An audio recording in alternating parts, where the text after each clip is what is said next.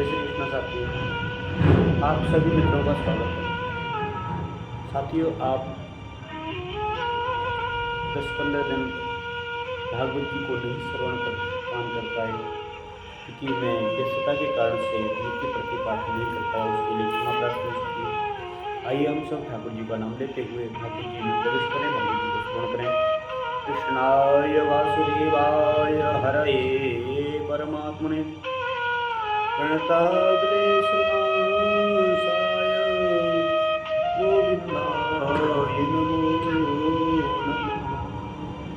हे कृष्ण करुणा सिन्धो दीनबन्धु जगत्पते गोपेश गोपिकान्त श्री राधाकान्त नमोस्तुते। आइए हम तृतीय स्कंद के 18वें अध्याय में प्रवेश करें। पहले श्लोक को गुनगुनाते हुए चलें। मैत्रेयवाच तदेव कर्णजले सभाषितं महामनासद्विगणैः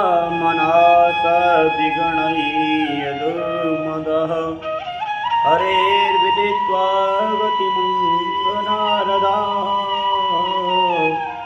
रसातलं निर्विशेषवरान्वितम्।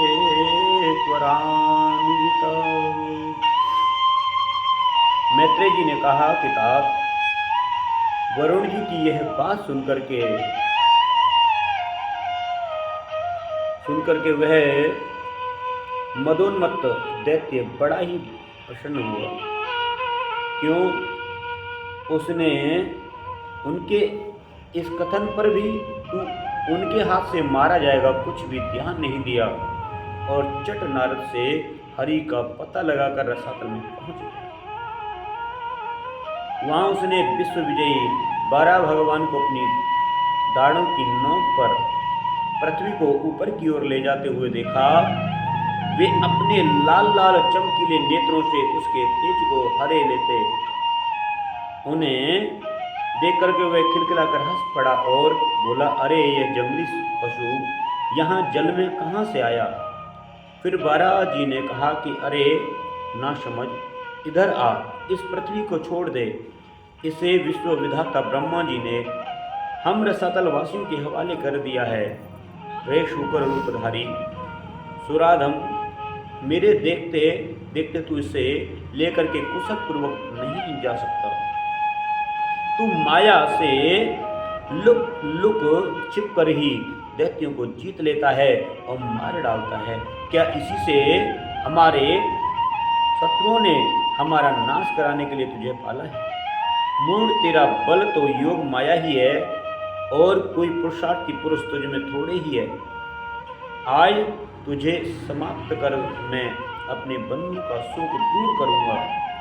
जब मेरे हाथ से छूटी हुई गदा के प्रहार से सर फट जाने के कारण तू मर जाएगा, तब तेरी आराधना करने वाले जो देवता और ऋषि हैं वे सब भी जड़ कटे हुए वृक्षों की भांति नष्ट हो जाएंगे। हिरण्याक्ष भगवान को दुर्वचन बाणों से छेदे जा रहा था, परंतु उन्होंने दांत की नोक पर स्थित पृथ्वी को भयभीत देख करके चोट सहली और जल के ऊपर पृथ्वी को बाहर निकाल लाए।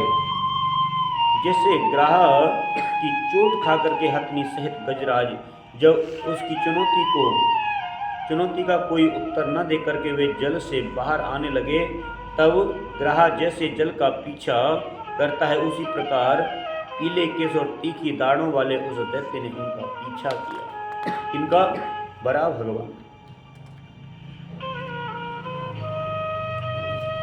भगवान का उस दैत्य ने जो है पीछा किया तथा वज्र के समान कड़क कर वह कहने लगा कि तुझे भागने में लज्जा नहीं आती? सच है, असत पुरुषों के लिए कौन सा काम न करने योग्य है? भगवान ने पृथ्वी को ले जाकर के जल के ऊपर व्यवहार योग्य स्थान में स्थित कर दिया और उसमें अपनी आधार शक्ति का संचार किया। उस समय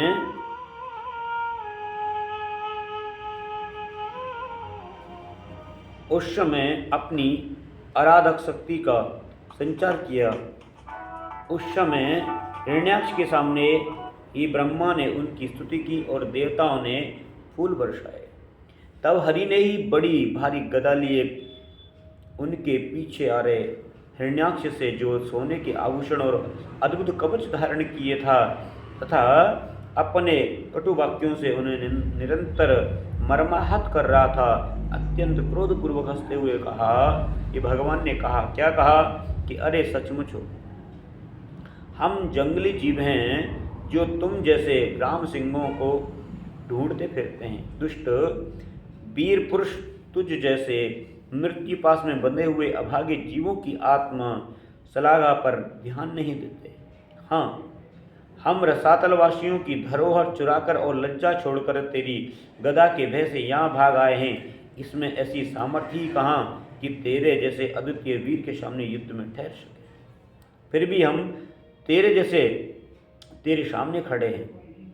तुझ जैसे बलवानों से पैर बांधकर हम जा भी कहाँ सकते हैं। तू पैदल वीरों का सरदार है, इसलिए अब निशंक होकर के उधेड़बुन छोड़ करके हमारा अनिष्ट करने का प्रयास कर, हमें मार कर अपने भाई बंधुओं के आंसू पहुँच। अब इसमें देर ना कर। जो अपनी प्रतिज्ञा का पालन नहीं करता वह असभ्य है, भले आदमियों में बैठने लायक नहीं है। मैत्रेय जी कहते हैं कि विदुर जी, जब भगवान ने रोष से उस दैत्य का इस प्रकार से खूब उपहास और तिरस्कार किया, तब वह पकड़कर खिलाए जाते हुए सर्प के समान क्रोध से तिलमिला उठा और वह खींचकर लंबी लंबी सांसें लेने लगा। उसकी इंद्रियों क्रोध से क्षुब्ध हो उठी और उस दुष्ट दैत्य ने बड़े वेग से लपक कर भगवान पर गदा का प्रहार किया, किंतु भगवान ने अपनी छाती पर चलाई हुई शत्रु की गदा के प्रहार को कुछ टेढ़े होकर बचा लिया। ठीक वैसे ही जैसे योग सिद्ध पुरुष मृत्यु के आक्रमण से अपने को बचा लेता है, फिर जब वह क्रोध से होठ चबाता अपनी गदा लेकर बार बार घुमाने लगता, तब हरि कुपित होकर के बड़े वेग से उसकी ओर झपटते और सौभाग्य स्वभाव विदुर जी, तब प्रभु ने शत्रु की दाईं भुहों पर गदा की चोट की, किंतु गदा युद्ध में कुशल हिरण्याक्ष ने उसे बीच में ही अपनी गदा पर ले लिया। इस प्रकार हरि और हिरण्याक्ष एक दूसरे को जीतने की इच्छा से अत्यंत क्रुद्ध होकर के आपस में अपनी भारी गदाओं से प्रहार करने लगे। उस समय उन दोनों में ही जीतने की होड़ लग गई। दोनों ही अंग गदाओं की चोटों से घायल हो गए थे।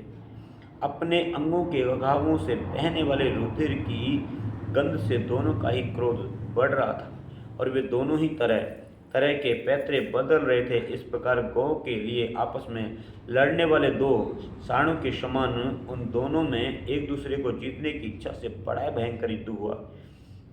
विदुर जी, जब इस प्रकार हिरण्याक्ष और माया से वराह रूप धारण करने वाले भगवान यज्ञ मूर्ति पृथ्वी के लिए द्वेष बांधकर युद्ध करने लगे, तब उसे देखने के लिए वहां ऋषियों के सहित ब्रह्मा जी आए। वे हजारों ऋषियों से घिरे हुए थे। तब उन्होंने देखा कि वह दैत्य बड़ा सूरवीर है, उसमें भय का नाम भी नहीं है, वह मुकाबला करने में भी समर्थ है, उसके पराक्रम को चूर्ण करने वाला बड़ा कठिन काम है। तब वे भगवान आदि शुक्र नारायण जो हैं इस प्रकार कहने लगे। ब्रह्मा जी ने कहा कि मुझसे वर पाकर यह दुष्ट दैत्य बड़ा प्रबल हो गया है।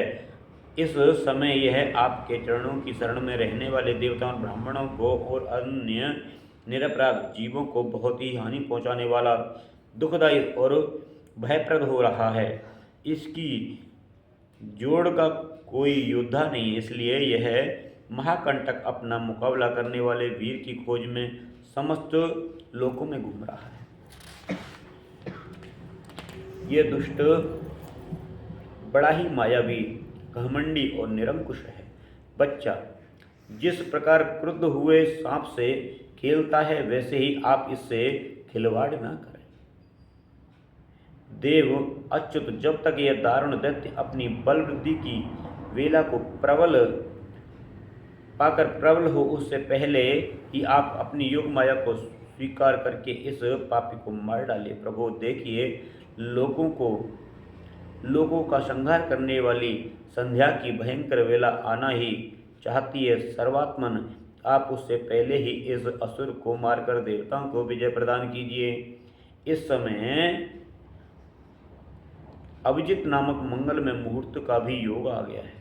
अतः अपने सुहृद हम लोगों के कल्याण के लिए शीघ्र ही इस दुर्जय दैत्य से निपट लीजिए। प्रभु,